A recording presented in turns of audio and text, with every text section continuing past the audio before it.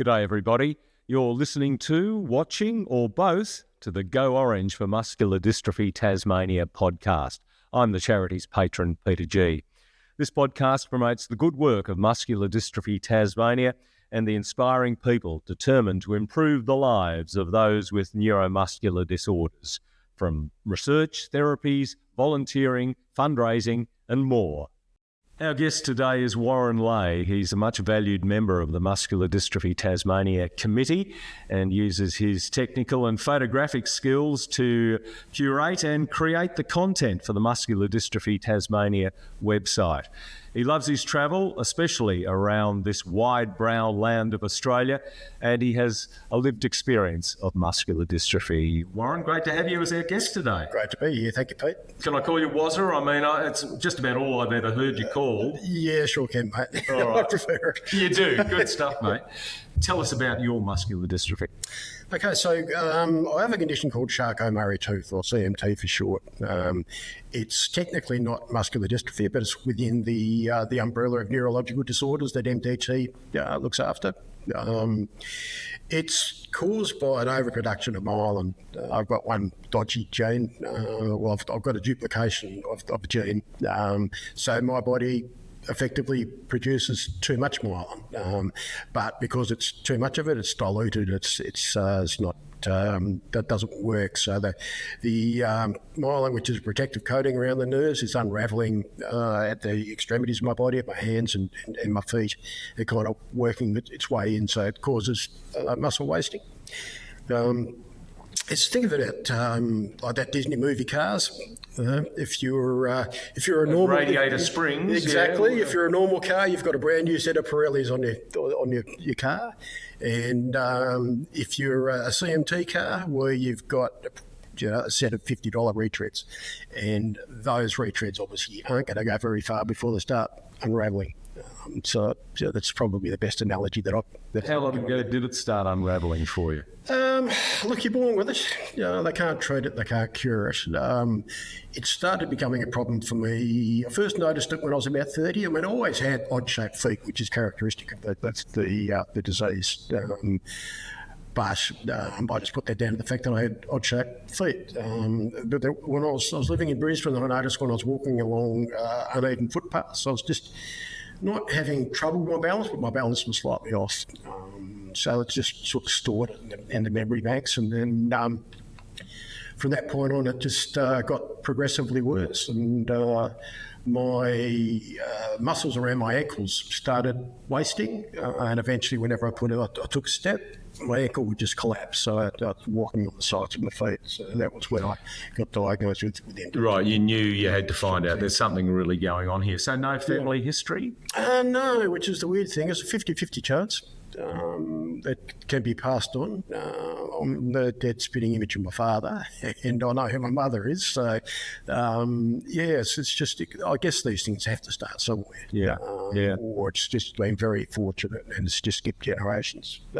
So yeah, no family history, but I have two daughters, and unfortunately, my eldest daughter, Madison, has been diagnosed with CMT. So, how old is she? She's 22 now. So not feeling the effects yet, or? Look, she is a bit, and we're going down the road now of her, being diagnosed and having healthcare professionals come into her life to help her manage her condition and preventative things like orthotics and things like that. Would it have helped you if you'd been diagnosed earlier, do you think? I think so. At least I would have been forewarned. Look, I led a very normal... I played sport. I was very active in the community, played a lot of golf. I had a very normal life up until, when I was diagnosed. That problem I had with the ankles collapsing was fixed through several surgeries. At one point, while I was waiting for those surgeries for about 8 months, I was in a wheelchair because every time I took a step, I was doing more damage. But once I had the surgeries, over a period of about 18 months, had several surgeries and been walking ever since. So, how dispiriting was it to be, so active and then all of a sudden find that taken away from you? Look, it's a massive adjustment. always been a fairly positive person, but there was a lot of frustration with it. At the start, there was a bit of, why me? Was, pretty natural, I think. Yeah, but you can't concentrate on the stuff you can't control. And clearly this is something that I couldn't control. All I could control was how it affected me in my life and how to delay the effects of the disease. So that was a bit of a turning point in my life. At that point, I was working in sales. I wasn't painted a very rosy picture. According to the doctors that diagnosed me, I'm supposed to be in a wheelchair now. So I quit my job and rented some office space, told everybody I was a graphic designer. That's because I thought if I'm going to have to do something, I'd rather, if my life's going to be sitting at a computer probably, what would I be interested in? Graphic design was a thing, so I just told everybody I was a graphic designer. And taught yourself how to do that? Yeah, look, Google was fairly primitive back in those days. It was still effective enough. So I came up with this idea that back in Adelaide, in those days where I was living, full colour business cards were around $400 a thousand. So I worked out that if you get 10 customers, impose those on an A4 sheet, run the sheet 1,000 times, cut them up, I can give them to people for $150. So I did that, and then eventually someone said, "Can you do logos?" Well, yeah, no worries. And then it just kept going. Eventually someone said, "Can you do websites?" And once again, Google came to my rescue, and just been doing that ever since. That was 25 years ago. With your physically day-to-day, what does your disease actually mean for pursuing your livelihood? You had to adapt as it's progressed. Yeah, it's becoming problematic now because initially, my legs were the major issue, but because it's peripheral neuropathy, it affects your hands as well, and all the small muscles have wasted in the back of my hand, so I don't have any dexterity. I can't do buttons up. I can't manipulate a mouse properly now. My fingers are kind of clawing up. My thumbs aren't opposable, so I'm a very slow web designer, but I'm still doing it. Is the new world of VR helping you out, or? Look, it's a double-edged sword because it's replacing people like me. But the tools that it gives you to use are very handy at the moment. But I'm not naive enough to think that it won't make a massive difference to my industry over time.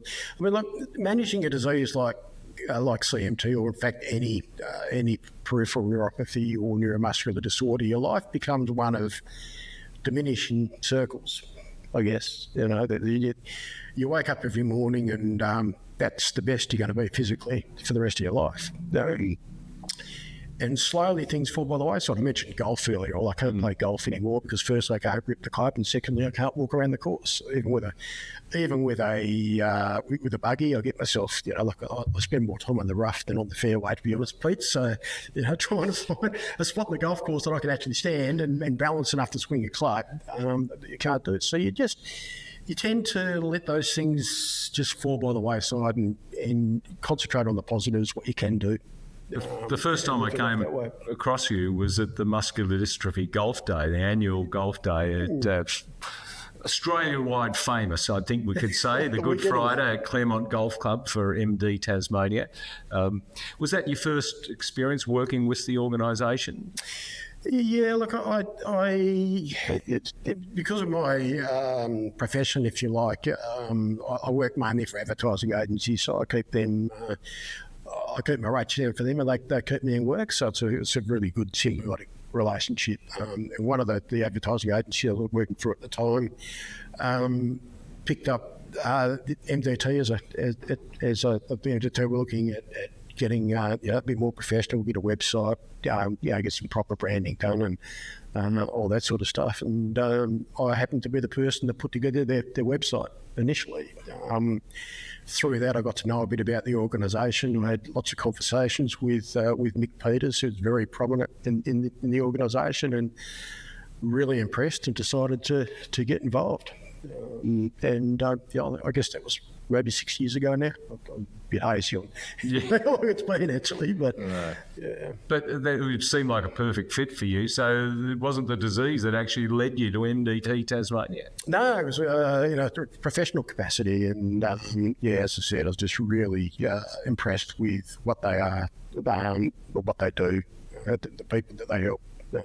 And the fact that it's a volunteer-based organisation, so every cent that MDT raises goes to Tasmanian families that are affected by neuromuscular disorders, whether that be muscular dystrophy or one of the myriad of other conditions that fall under the neuromuscular banner. Mm.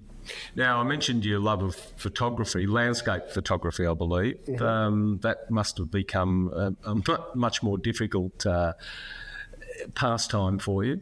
It's got me in a bit of trouble over time, Pete. What do you mean? Going places you shouldn't go? Yeah, basically. I've got stuck a few times. There's one particular occasion where I saw on Instagram a photo taken from the porch at Tranmere. So I thought, I'm going to take that photo. So off I went and clambered across the rocks and got myself to position and took a pretty good damn photo. But then I realised that I'm stuck on a rock and I can't get back. Was the tide coming in?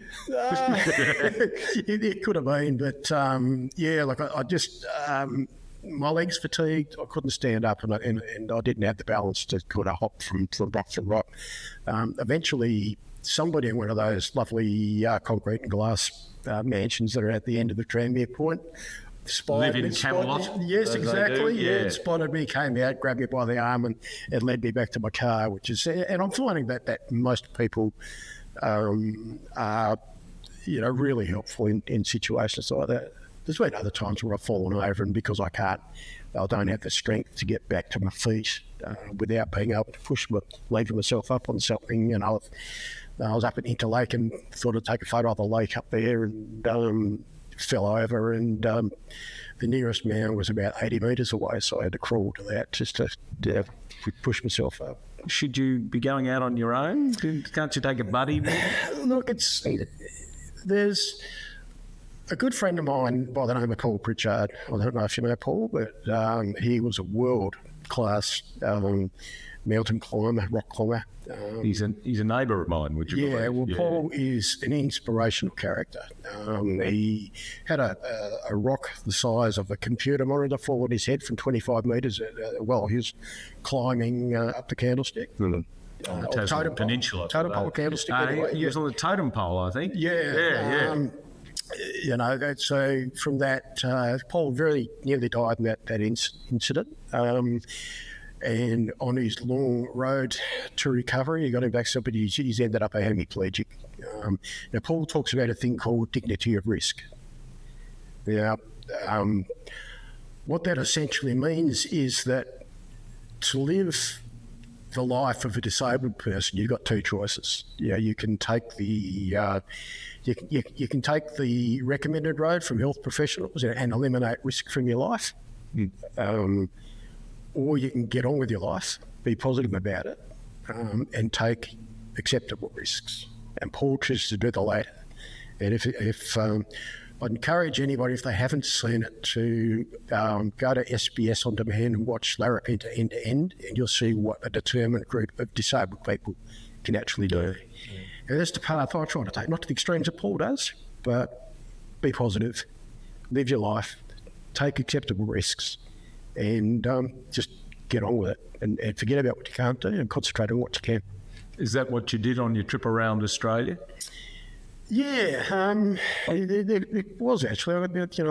That whole trip took 6 months. The germination, the seed for that was my partner, my wonderful partner, Kathy, and I bought a camper van, or a Kia car for station wagon.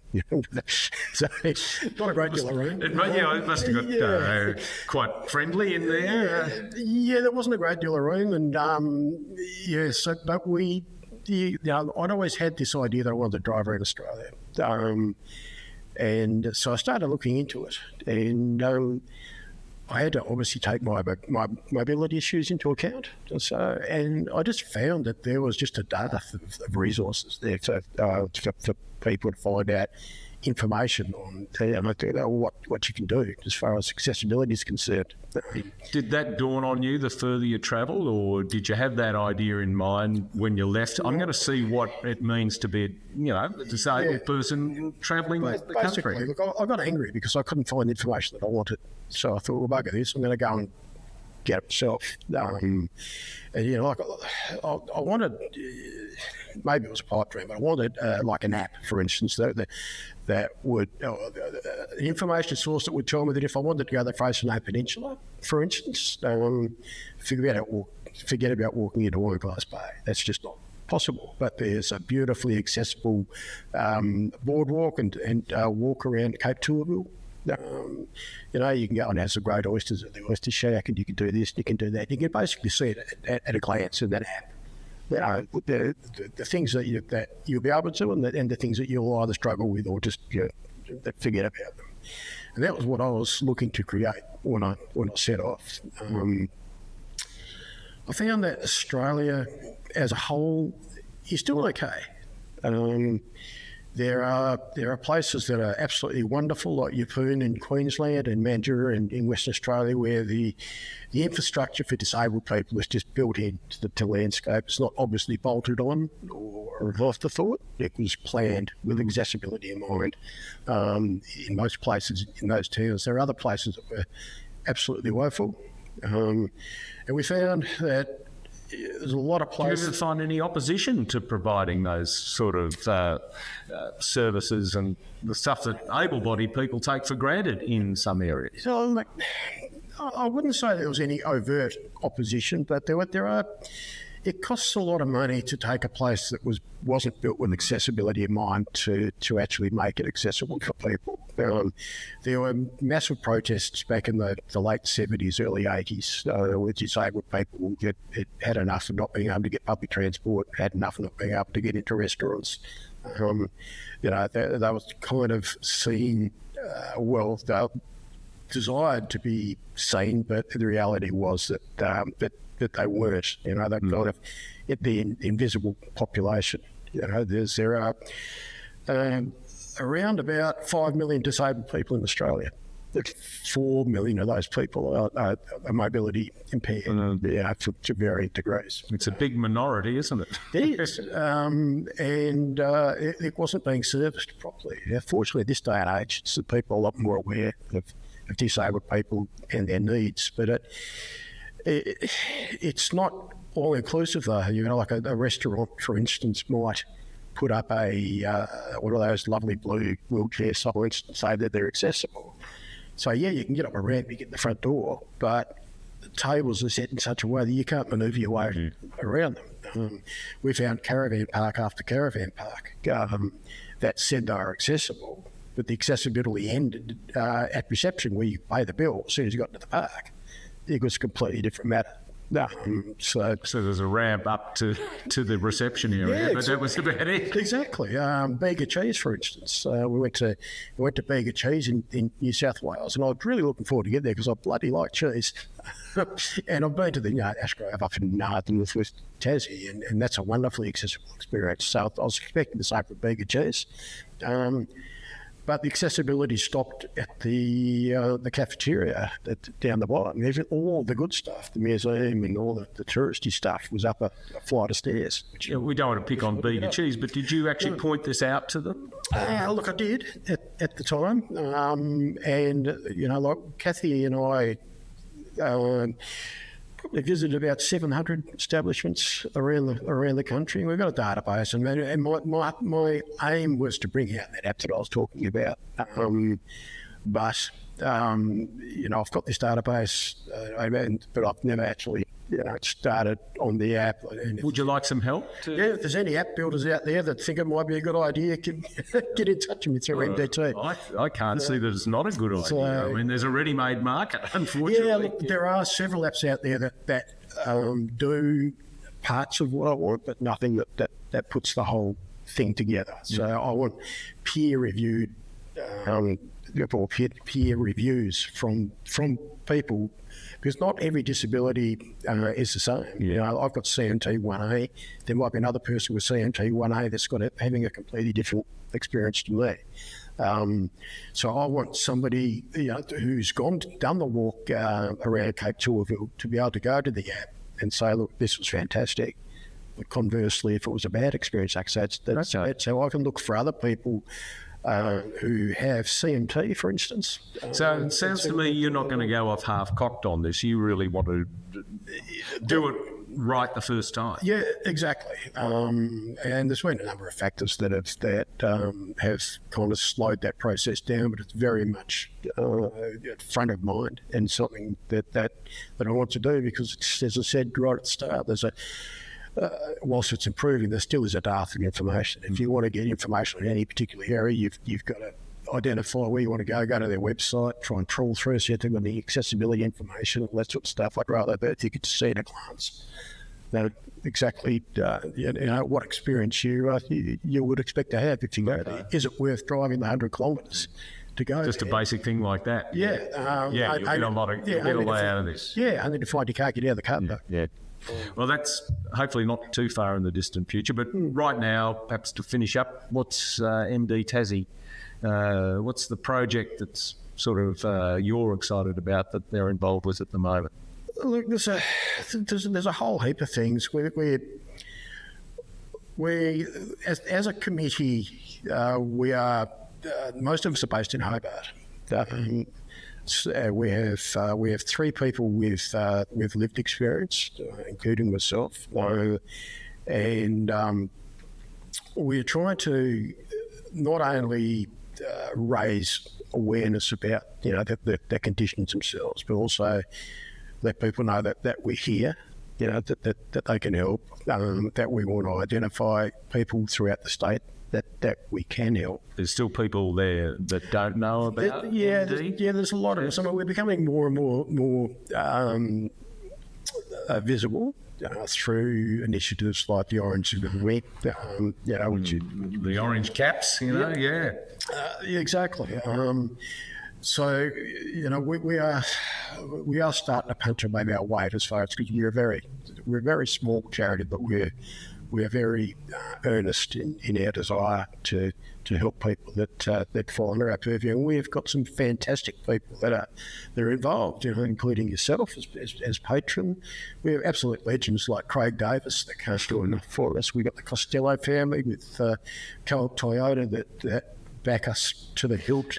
And like the Black Buffalo today, one of Hobart's finest hostelries, have provide us with the studio. Exactly. Grant us. And so, there's all this goodwill that we are gathering, and as I said, at the moment we're very Hobart centric. So we call Muscular Dystrophy Tasmania, Muscular Dystrophy Hobart. So one of our major goals is to increase our client base and awareness in other parts of the state, and identify people that need help. And we're not just talking about the people that have the conditions, we're talking about their family, because they live it as well. Perhaps offering respite services for parents who just need a break. It's the disease itself, or the diseases, the full umbrella of diseases that we look after are debilitating. There are all sorts of issues outside of the physical. There's mental health issues. There's just sheer fatigue. It's just a grind day after day after day. So if we can identify those people and help those people, even in a small way, but meaningful way, then we all would consider that we are actually making a difference today, which is our slogan. Yeah. Mate, I think anybody that watched this or listened to us, however you are taking in the Go Orange for Muscular Dystrophy pods, will be inspired by what they've heard from you today. I think having you so intricately involved with the organisation is an absolute bonus for us all. So thanks, mate. Keep it going, and look forward to seeing you. Well, if you're not swinging the golf club, at least out there somewhere helping sell out the course on Good Friday. I would swim the golf club, mate, but I can guarantee you the club will go further than the ball. Well, there's a lot of people that play in that tournament that are absolutely in the same boat. So, was it great to have you time today. Thanks, pal. Cheers. You've been listening to or watching the Go Orange for Muscular Dystrophy Tasmania podcast. To find out more, go to Muscular Dystrophy Tasmania, that's all one word, lowercase, .com.au, or find us on the socials. There's links in the show notes. Muscular Dystrophy Tasmania is supported by Co-op Toyota, and this podcast is supported by Core Comms.